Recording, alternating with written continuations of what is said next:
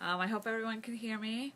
I am Danielle from Homeschooling with Littles, and today I just wanted to share with you a little bit about the one thing that moms stress the most about when they are homeschooling their children.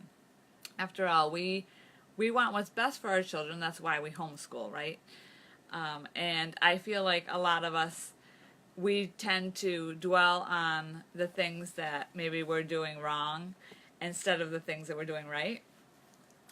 So today I just want to talk about what I feel moms stress about the most. What people have said to me is the most stressful thing about homeschooling, and that is knowing whether we are teaching our children enough, whether they are keeping up with children that would be in public school in the same age or the same grade range. So what I'd like to say first is if you're using a curriculum and you're getting through the curriculum, I would say you're definitely doing everything that you can to teach your child what they should know for a certain grade. There are a lot of curriculums out there. I suppose there are some that aren't as good as others, but most of the curriculums are going to cover your basics. If your child can read and you're teaching them how to learn what they want to know, then they'll be able to learn anything that they want to know. Anything they're interested in. Sometimes it's a challenge teaching children to read or teaching them basic math skills because they're not really interested right now. And I think that's okay because as they grow up, as their interests expand, as their world broadens, they are going to be able to learn whatever they need to learn. And on the note of curriculum, so I taught in public school for a number of years, and I don't think there was a single year where we actually got through the whole curriculum. And those children didn't have the summer to work with their parents or to work with a teacher to finish out the curriculum if they needed to. They were just moved on to the next grade.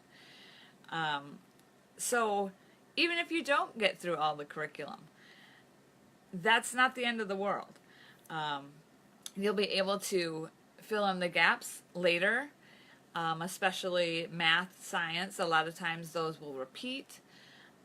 In reading, you are constantly learning new skills of reading. You're learning new skills of writing. Everything builds as you progress in the grades. So even if your child missed something in one of the lower grades, if they went to public school and you pulled them out and you feel like they have these gaps in knowledge, that's okay because you'll be able to fill those in as you go along. And that kind of leads me to my second point. Like, you are working with your child one-on-one. You can see where they aren't grasping the topic that you're working on. You can see where they might be missing little pieces of that knowledge. And so I think working on one-on-one with a child is the best way to know whether or not they're understanding everything. And in the public school, so many times you have a large group of kids, like 20 kids or more, sometimes less, and you're going through a problem and you don't know whether every single one of those children is grasping what you're saying. The only way you know is a week or two down the road when you give a quiz or a test, whether or not they actually knew that information. And by then, it's almost too late. You can't really go back. But if you're working with your child every day, you are able to see what they're actually struggling with. So I think we need to stress less. We are trying to do the best thing for our child, and in that stress, I think we know that we're doing the best that we can. So I just want to encourage everyone here that even if you feel like your child might be missing something, or even if you feel like you might not be the best teacher, know that you are. You are the best teacher for your child because you are the one that loves them the most. You are the one that cares for them day in and day out, and you are the one that they can always come back to. You'll always be there. Their teacher goes home for the night.